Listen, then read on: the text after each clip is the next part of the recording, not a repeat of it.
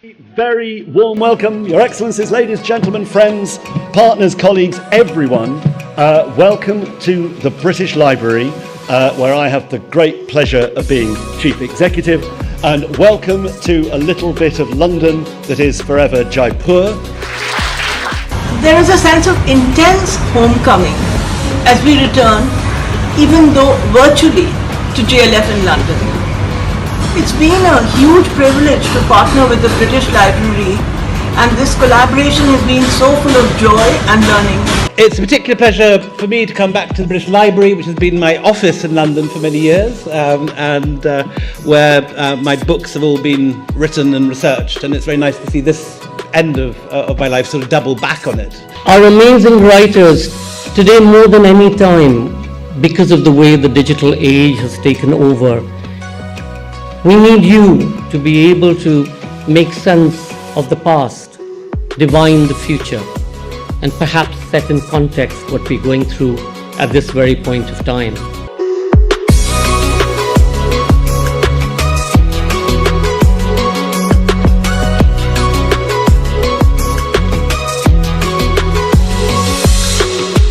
This is the first time I've been to it in London. I've been to the one in Rajasthan before, and it's fantastic. It's got a different vibe here, but it's equally wonderful here.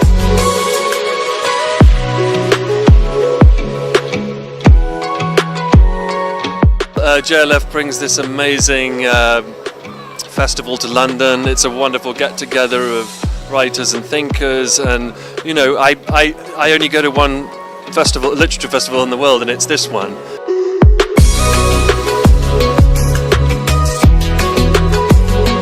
The people who've been here, both bookshop customers, the authors and the organisers, have been an absolute delight to work with. I can honestly say as well that this is the best dressed, most elegantly dressed crowd at any literary festival I've ever seen anywhere.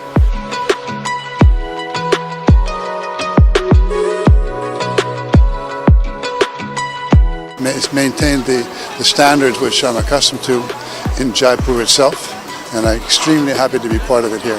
I love this festival. I think it's a privilege for me. JLF deserves enormous congratulation for the way that it puts its program together here. I think that all of the events are superbly chaired. I think that the setting here in the British Library is just a fantastic environment.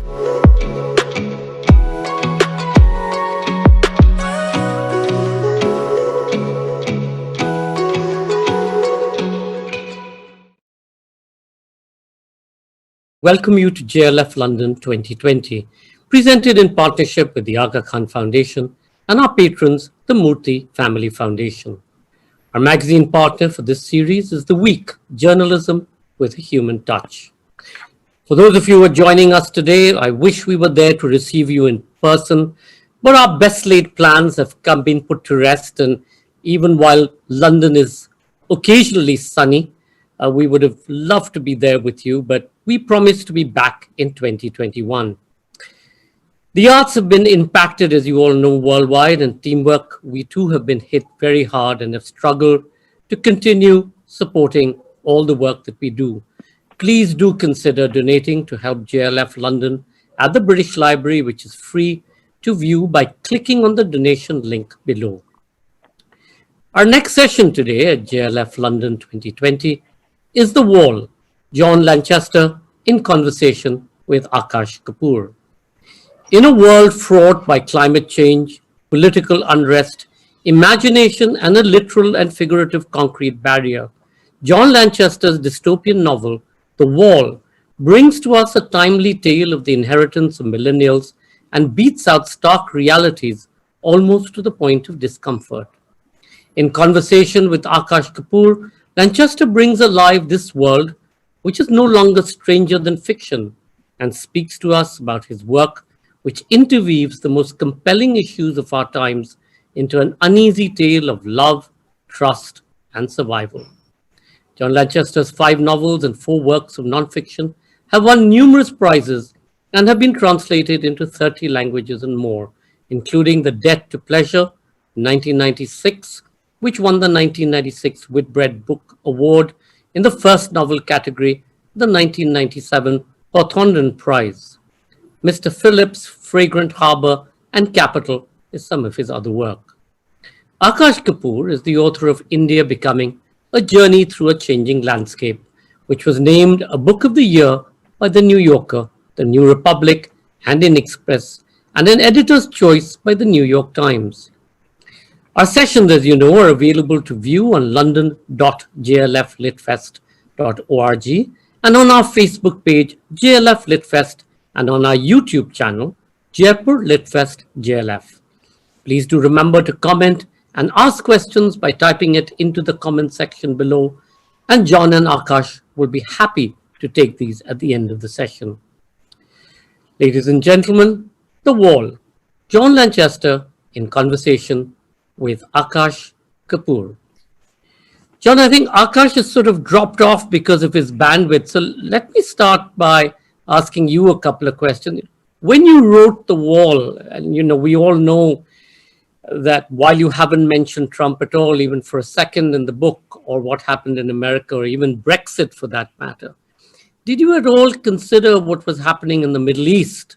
As we know that much of what your book actually sets out to do is something that's already happening across in the Gaza Strip, and more so now in the West Bank.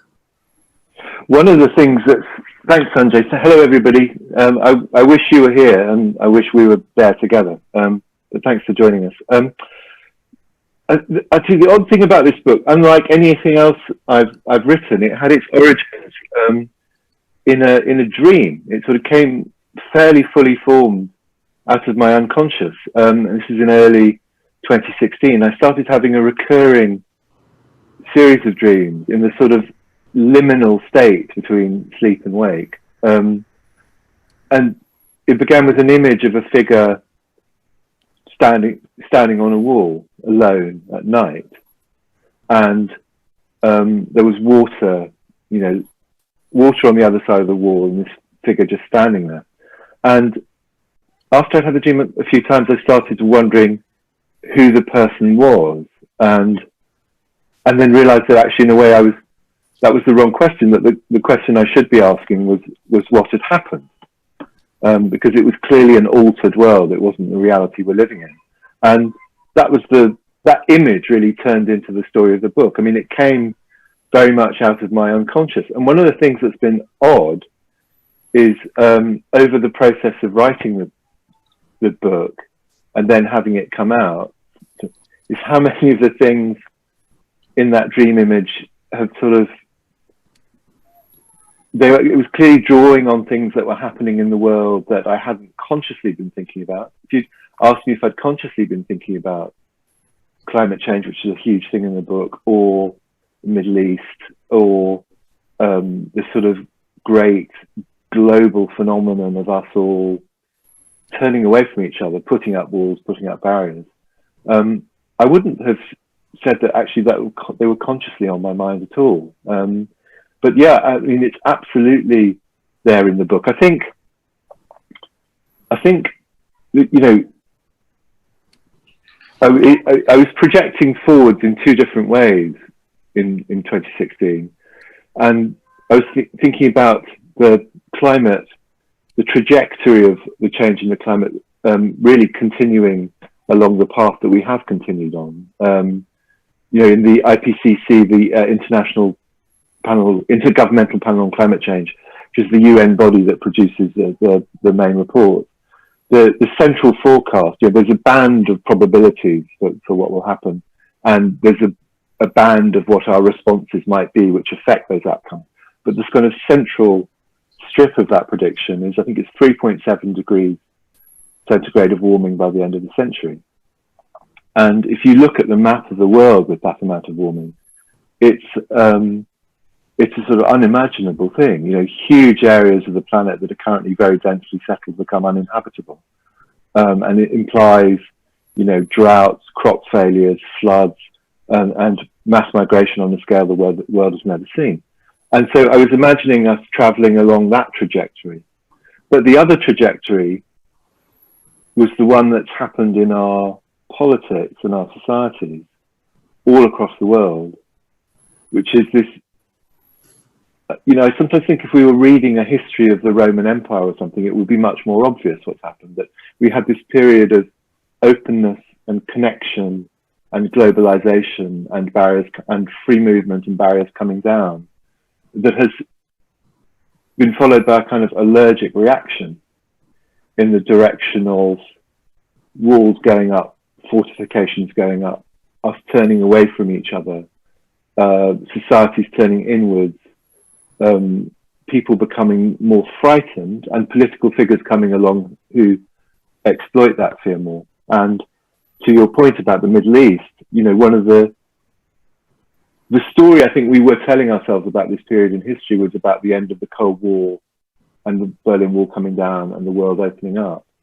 But one of the bitter ironies is that we're living through one of the greatest epochs of wall building the world has ever seen. That since the Second World War, since 1945, most of the walls that have been built were built this century. The walls in the Middle East, Israel and Pakistan, Western Sahara and Morocco, Iraq is walled off from all its neighbours. We're living through a golden age of barriers being created, and as you say, the Middle East is one of the most potent of them. But it wasn't in my conscious head while I was writing the book. John, Akash is back, so I'm going to hand over to him, and then I'll pop back up when he drops off. Akash, thank you very much, Sanjay. Okay, sorry about that, and I hope this lasts. So, John, I have a theory about this my sudden internet issue, which is you're well known as a tech dystopian, and the way I discovered your work was some of your essays in the LRB, where you take a fine knife to some of the tech companies. So I have a theory that this may be what's going on here. But be that as it may, let's talk about this book. And if Zuckerberg will let us. If they'll let us, right? I can't assure that this will last. I mean, I think if the internet companies were trying to torture us, they would bring me in and out, right? So we'll see. Yeah, that's what would happen. Yeah.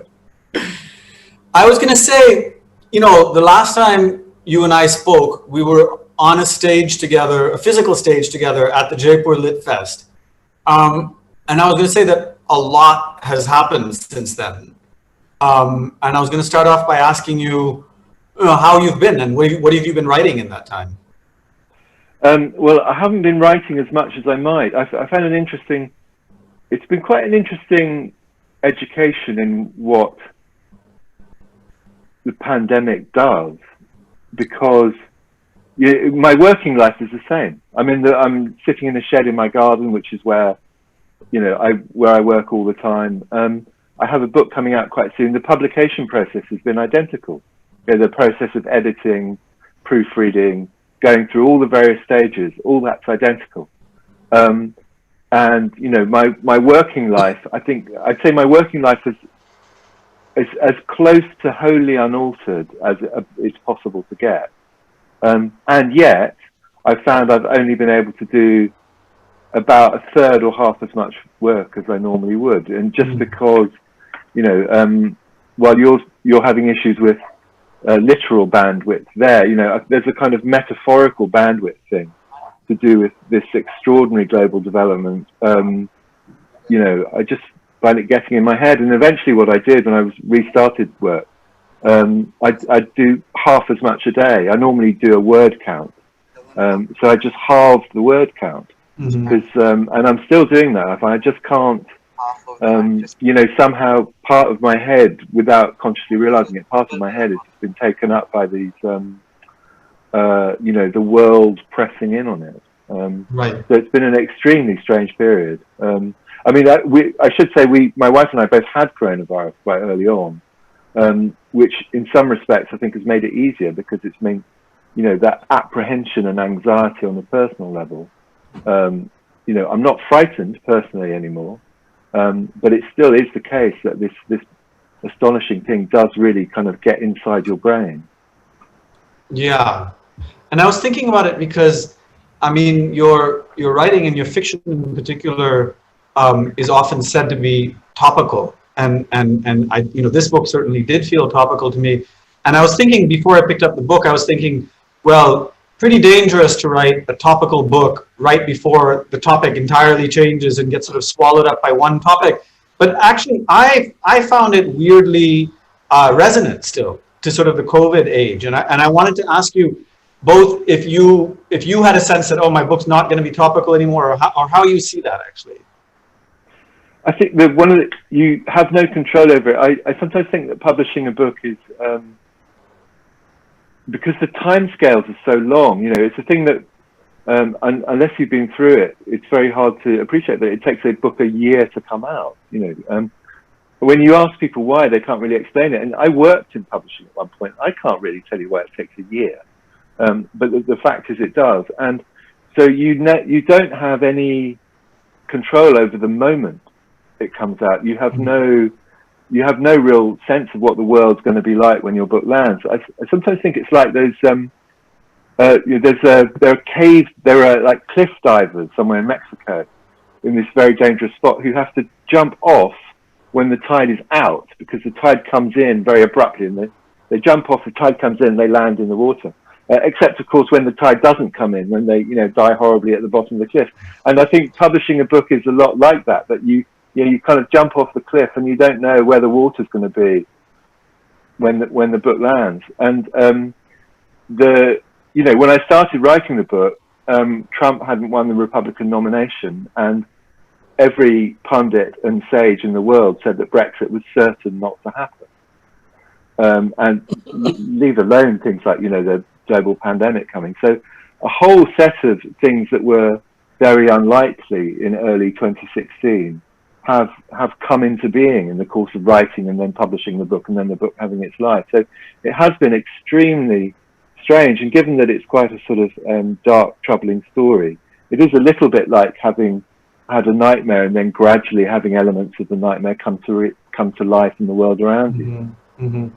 Yeah, because to the extent the book, and I'll ask you about this, but to the extent the book was about global warming or something, that felt like a kind of a distant disaster scenario.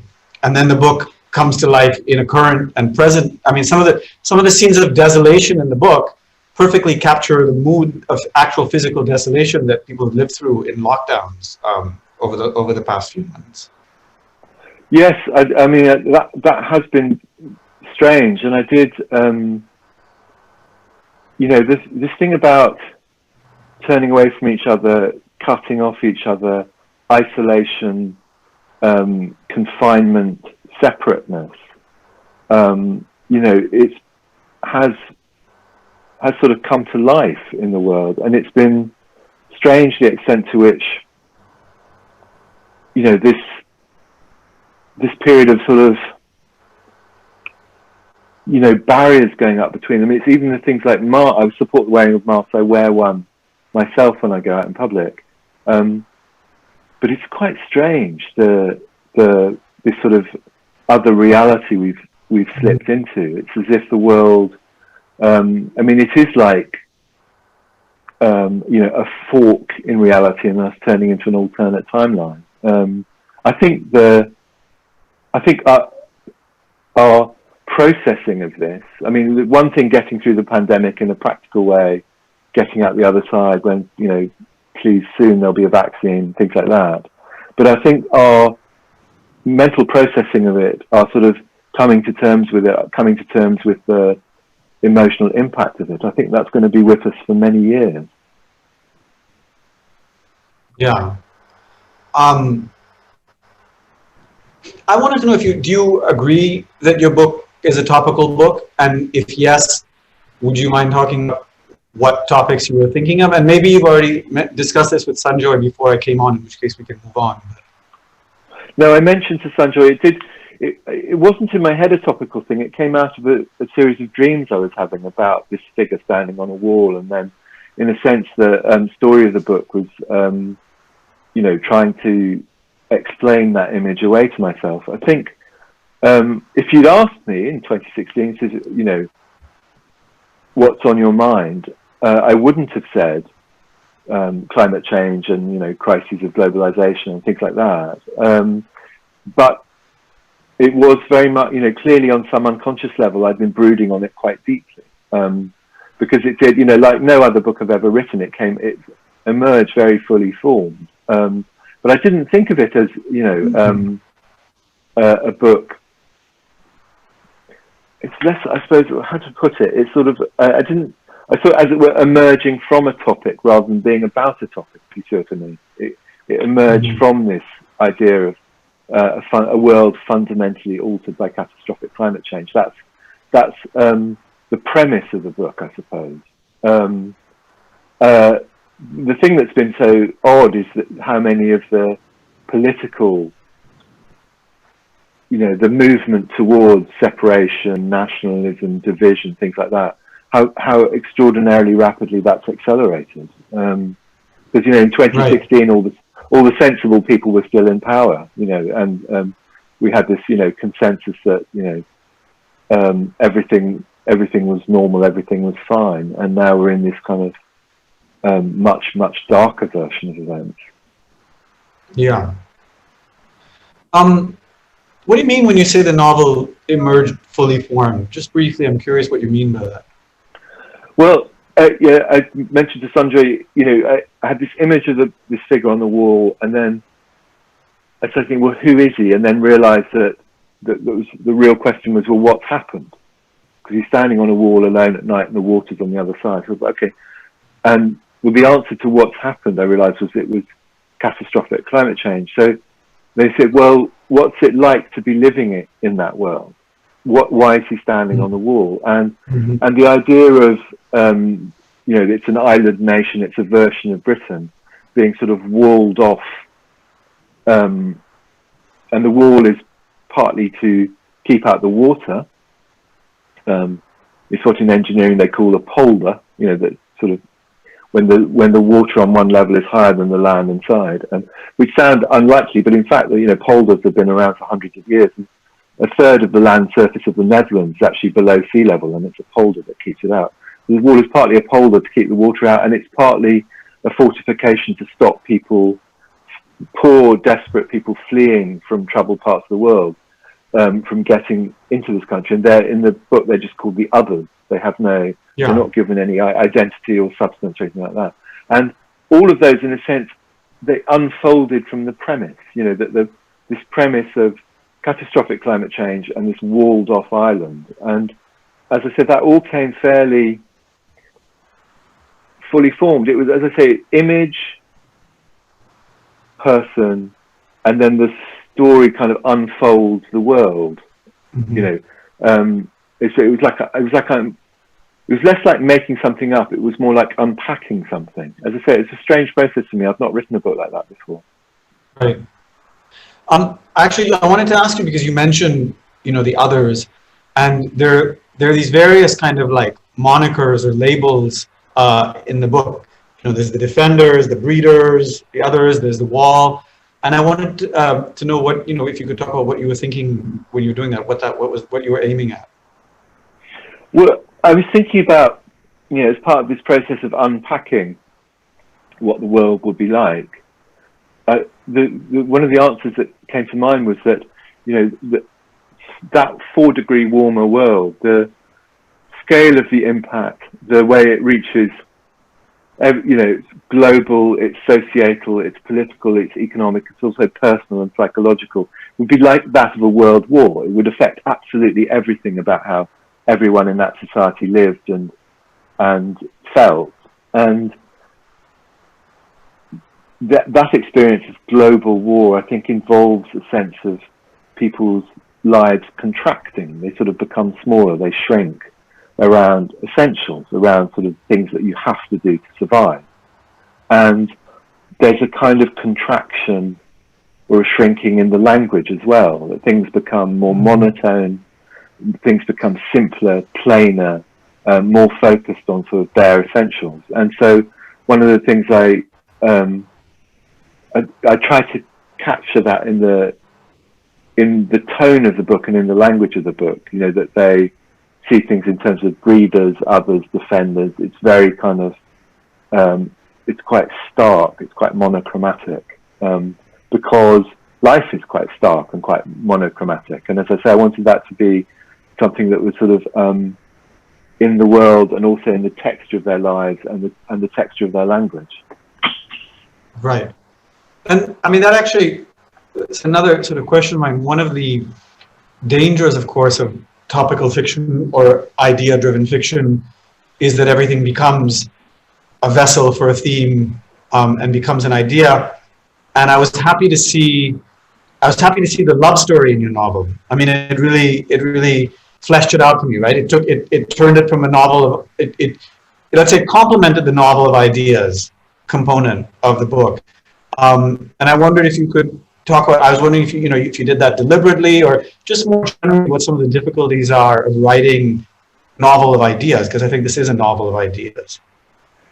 I think I think the single biggest risk really of a novel ideas is that you can explain all the ideas. And if you can explain everything in a book or in an imaginary world, I mean, it goes for all works of fiction, movies too, you can slightly explain it away. You can end up with... Do you mean by explain, sorry to interrupt, but do you mean by explain that there are no questions left, or what exactly do you mean by explaining? I do, that there are no questions left, that there are no uncertainties left, that there's a sort of algebraic relationship between what the idea is and the way the idea is expressed is. That there's sort of too direct a correlation between, I think intention, the risk is that authorial intention is just too obvious. What the author wants you to think is, and that any work really in any form where that is too clear is slightly lifeless, in my opinion. That you have to have, there has to be freedom for the reader to think different, freedom from the reader to sort of disagree with the writer. Even inside that imaginary world. On the point about the relationships, the person who lived the most dramatic version of global crisis that I know was my grandmother, who was my grandparents lived in Hong Kong, and they were interned when the Japanese invaded. So they spent the war in internment camp, concentration camp. And they were for 4 years, 3 years, 9 months. And my grandfather never recovered, died before I was born, but my grandmother did, and I knew her well, and she would sometimes talk about the camp. And partly that thing about the importance of, that kind of slight narrowing of life, and the thing about survival, a focus on survival involving a kind of, as I say, monochrome, shrunk down, sort of black and white, sort of like a tunnel vision on the fundamentals of survival. That came from her. That was something she talked about. But the other thing she talked about was that even in these extreme circumstances of being in this internment camp where people died of starvation, people were, one of her best friends was executed by the Japanese for having a radio. And even in that kind of really extreme, unprecedented version of life, that people are still people. People still had relationships. They were still, people you got on really well with, people you were really annoyed by. There were still petty irritations. There was still the ebb and flow of relationships, even in really extreme circumstances, was really important, because we're human beings. That's what we do. We connect with each other. We have relationships with each other. We're all about the back and forth of human feeling. And I really wanted to have in the book something, that human reality was very strongly present, as well as the intensity of this altered world. But within that altered world, people are still people, and they still have their feelings. Yeah, and I think it came out really well, and I think those private moments, as it were, set a very nice contrast to the monochromeness or whatever of public life. I think we're going to take questions soon, so I just wanted to ask you, move on to something. You mentioned, and I understand that you have a new book coming out, and I think it's fiction, and I wanted to know, is it similarly kind of topical? Is it what type of fiction is it? What are you writing about? Well, it's in one way it couldn't be more different, because it's a book of ghost stories. It's called Reality and Other Stories, and it started with I was staying with a friend over New Year's one year, and wanted to do something to thank them for their hospitality. So I wrote a ghost story based on the idea of being at a house party. They're at a house party. There's someone that no one's ever properly introduced to each other, and this is a spoiler alert, which is going to ruin one of the stories for everyone. But so be it. And then one of the people that there actually isn't a person; they're a ghost. You realise at the end of the story. And I wrote it. It was the first short story I'd ever written, and then an immensely validating thing happened, which was the New Yorker took it. It was published in the New Yorker, and I sort of felt, sometimes that you get a prompt from the universe, and having written this ghost story and had it published in the New Yorker, okay, well I'll write another ghost story, and so I had another idea that about 6 months later and wrote that, and then it sort of happened a few more times. It's slightly like when I was a teenager, I used to write poetry. Really, really bad poetry, all of which now, unfortunately, no longer exists in the world. Thank you. But I remember the thing about writing even very, very bad poetry was that you couldn't sort of choose to do it. It sort of slightly came to you. Mm-hmm. And the thing about these stories, a novel is quite a lot of conscious work. And as someone once said, it's like building a bridge. There's lots of choices you have to make. You have to keep going back day after day after day. But the thing about the stories was that they sort of slightly came to me. They had, it's like a premise would come, and then sometimes there would be a slight delay, and then the way of doing it would come. Here's the idea. Here's how to do it, and then I'd write the story, often in just a few days. And then after a year or two of that, it turned out I had 8 of them. I had enough to do a book, and really towards the end of the process, I suddenly realized that all the stories had something in common, which is all of them had a central role for mobile phones. And I realized actually that it's much clearer now than it was in my head at the time, that there's a thing in them about the kind of uncanniness of mobile phones. I think there's something there's something magical and otherworldly about the fact that we can connect with anyone in the world at any time, anywhere. We can have any piece of information we want, anytime, anywhere. And I think it's almost inadvertently we've slipped over into a kind of parallel realm that, it's like there's a piece of magic living with us in our ordinary world. And I realized after I'd written this book of stories that it's actually partly, writing about phones and writing about ghosts and magic are sort of weirdly alike. Mm-hmm. Yeah, I mean, that you could say that about a lot of technology, right? Including what we're doing now. I mean, is it Carl Sagan, or maybe not Carl Sagan? Somebody refers to technology as magic, right? I mean, there's a famous quote about that. Arthur C. Clarke. Yeah. Arthur C. Clarke. Any sufficiently advanced technology is indistinguishable from magic. Right. That's I do absolutely. And there's a very interesting thing. Edward O. Wilson, the American biologist and sociobiologist, said that in a way the problem of modern life is that we have Paleolithic mental equipment. We're the same people we were when we were emerging from the African savannah 200,000 years ago. And the overwhelming majority of human history is lived by people with Paleolithic consciousnesses. We have medieval institutions in our society, and we have godlike technology. Right. And I think that's a very accurate way of putting the strangeness of the modern moment in That's one great. formulation, this disconnect.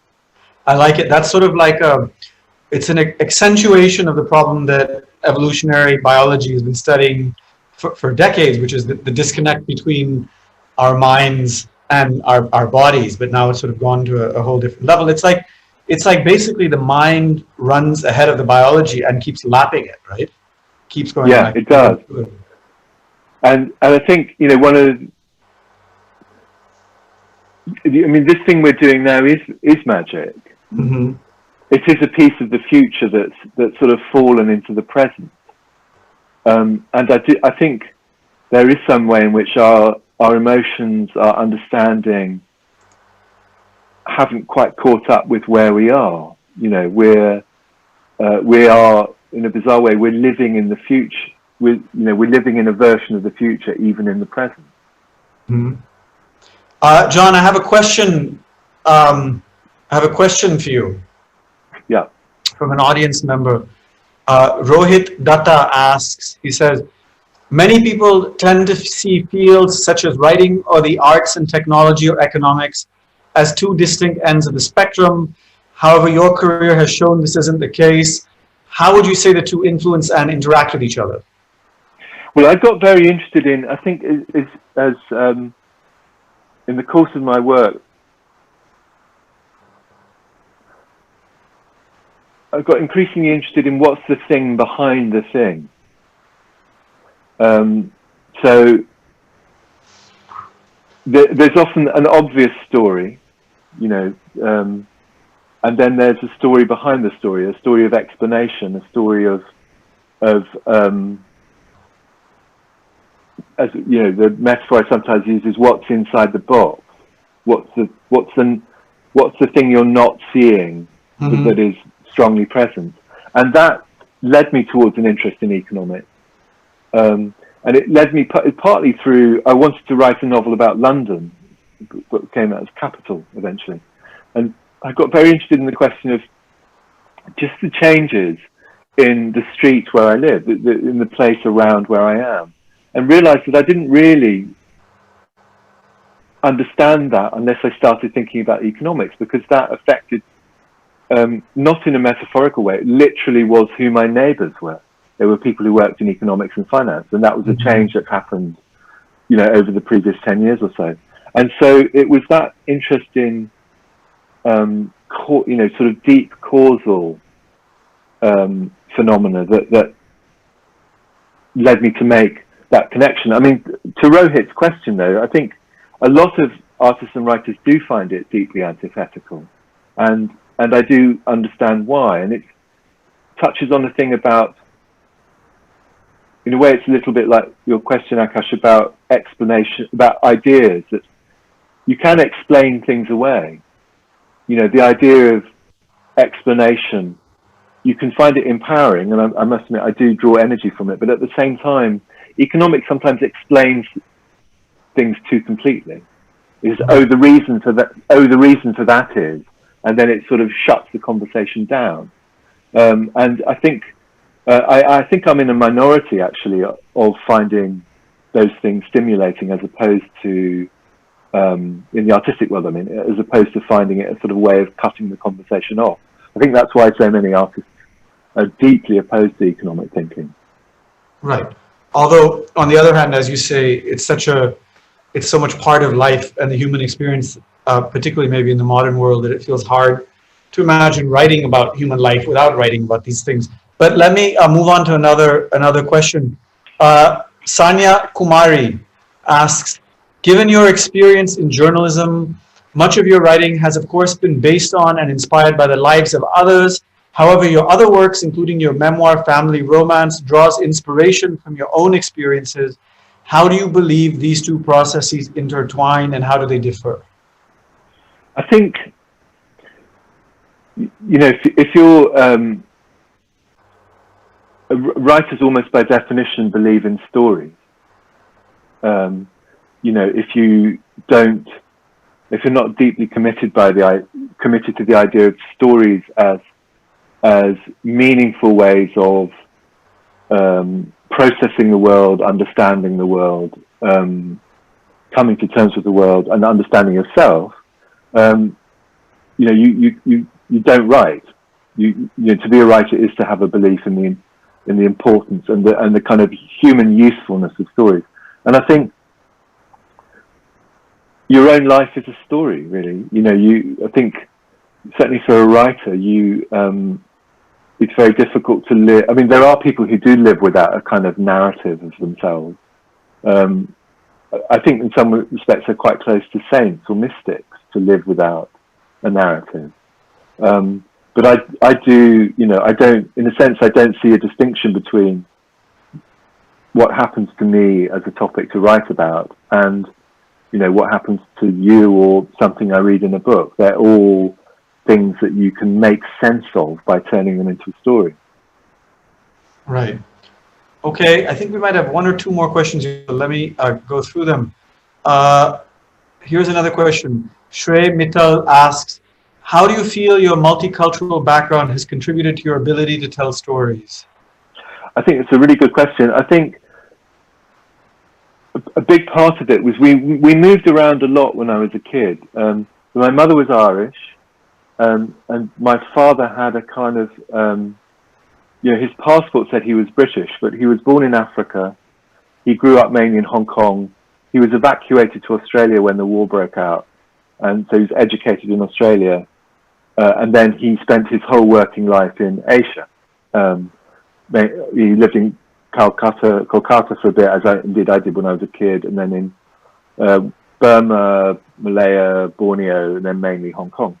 And we moved around. I was born in Hamburg in Germany because my father's employer sent him there because he spoke German. We then moved to Hong Kong, we then moved to Kolkata, we then moved to Borneo, we then moved back to Hong Kong. And I think the thing that had a big effect on me being a writer was partly that displacement.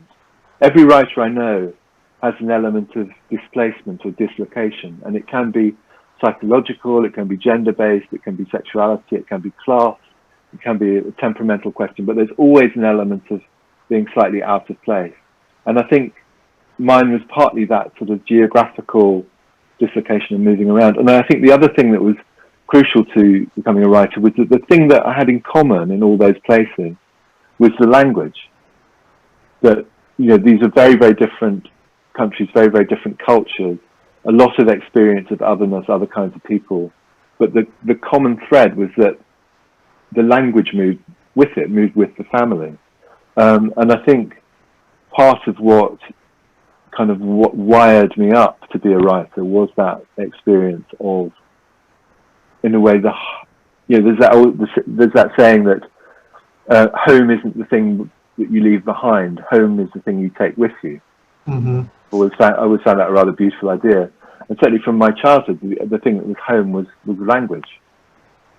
So you mean that the fact that language was something you could hold on to through all these dislocations? Yes, I think that's right. I think that it became, very important as a kind of common thread, really. Right. Understand. Ujwal asks, in your writing process, how much of the crafting character comes from real life interactions? Not much once I get going, but some of the starting points do. There's a thing, Henry James, the great Anglo-American novelist, had this very, very annoying habit when people started telling him, if you told him a really interesting story, he'd quite often stop you at a particular point. And he said, no, thank you. That he didn't want to know what had happened in real life, but he just liked the idea of the prompt. Must have been incredibly annoying. Imagine that, you're launching into one of your best stories, you're kind of building towards the punchline, and Henry James suddenly says, dear boy, I think, I've got enough, thank you. But certainly in my own case, I don't think I've ever directly appropriated a real person and put him in a book, but I've quite often stolen predicaments or ideas or a kind of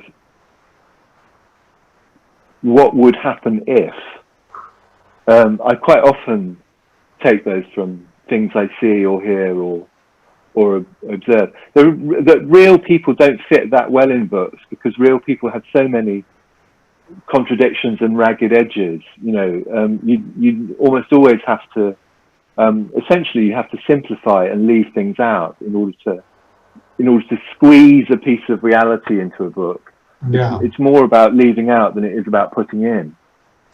Yeah, there's a funny thing. I once saw Michael Ondaatje talk, and he said, you know, you can put stranger, more contradictory things in nonfiction than you can in fiction, because when you put it in fiction, everybody accuses you of being implausible, whereas in nonfiction, it's just reality. It's completely true, and it's one of the reasons I write both. Because one of the things that you cannot do, I mean, Ondaatje is completely right. One of the things that you can't do in fiction, you can do anything. There's a John Updike novel where the characters swap race and gender halfway through, you know, and it works fine. You can do absolutely anything, but you can't write about things that are, you can write about magic, but you can't write about things that are unlikely. Right. You know, and sort of the problem is that life is full of unlikely things. Unlikely things happen all the time. But if you put them in a book, in a work of fiction, it breaks them, because fiction has to feel true, whereas life doesn't have to feel. Life doesn't have to feel true, and it doesn't. And fiction has to be rounded and kind of closed off, whereas in nonfiction, something doesn't add up. The answer is, well, it's real. It doesn't add up, right? I mean, nonfiction writers often say good nonfiction writing shows its seams. It has to show its seams, or it's not real nonfiction. Absolutely. The example I used to give was when I was published by Penguin. Penguin was just down the road. So I've dropped my earphone. Penguin is just down the road from. I think we've had a timeout here. Why don't you just finish the thought, and then why don't you just finish the thought? Sure. And from the Strand, from the Savoy Hotel, which has the only public road in England where it's compulsory to drive on the right, because you have to go in on the right to turn around. Now, in a novel, that I think that's a wonderful fact. But if you made it up, it would be really boring and stupid. You know, why would you make up a dumb thing like that? It's only interesting because it's true. Right. That's funny. Okay, John, I think I'm done, and I'm going to hand over to Sanjoy to wrap up here. It was really nice talking to you. Thank you very much, Akash. Look forward to meeting in person next time. Thank you so much, Akash, for popping back up. That was magic in many different ways, and thank you, John. And the one question that I had actually was, you know, the sheer boredom of your character, Kavanagh, as he sort of traversed this wall, trying to keep people out and sort of looking into the mist and the darkness, as opposed to just receiving and engaging with people, is such a wonderful visual of what this keeping out sort of stands for in many different ways. So thank you for the wall, and thank you for joining us. And I wish we could have done this in person like we did at the Jaipur Literature Festival, but hey, we can't. We'll have to wait for that for another year. Thank you all for watching. Thank you so much. And thank you all for being such a fabulous audience. And of course, we'd like to thank all our partners, the British Library, the Aga Khan Foundation, and our patron, the Murthy Family Foundation, for their support. Please do also stay logged on for our next session, The Lost Children, presenting Deepa Annapara in conversation. We now present a short reading from the Jaipur Writer Shorts featuring writer Abir Mukherjee. But before that, do consider donating to help us bridge the financial gap for JLF London at the British Library, which is free to view by clicking on the link below. And please also do support the British Library by donating to them at support.pl.uk/donate. The Jaipur Writer Shorts, Abir Mukherjee is a wonderful storyteller, and we have a short reading from him. Before that, I need to also thank the Kamini and Vindi Banga Family Trust and Pratham Books and Save the Children, who are excited to announce the launch of Kahani Online, our new platform for storytelling for children.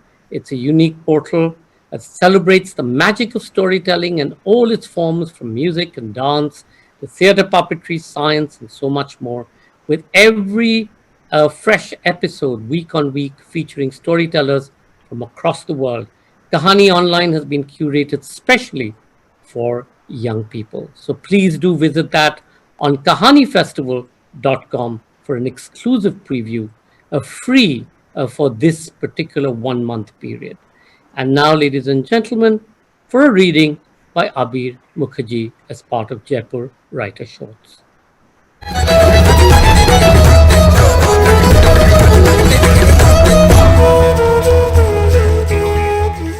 Hi, I'm Abir Mukherjee, and I'm going to read you a small extract from the start of my latest novel, Death in the East. February 1922, Jatinga, Assam. The birds were killing themselves. Not a few, but thousands. They're starlings, said the woman. Suicide birds. The voice of a long-dead schoolmaster echoed inside my skull. You, Wyndham, the collective noun for a flock of starlings is... My ignorance was met by the crack of ruler on desk. Murmuration, boy! A flock of starlings is called a murmuration. Now don't forget. Murmuration. It suggested the clandestine. Something whispered, something hidden. Maybe it had to do with the way they flew. Vast flocks pirouetting through the clouds as though of one mind, receiving instructions from one voice.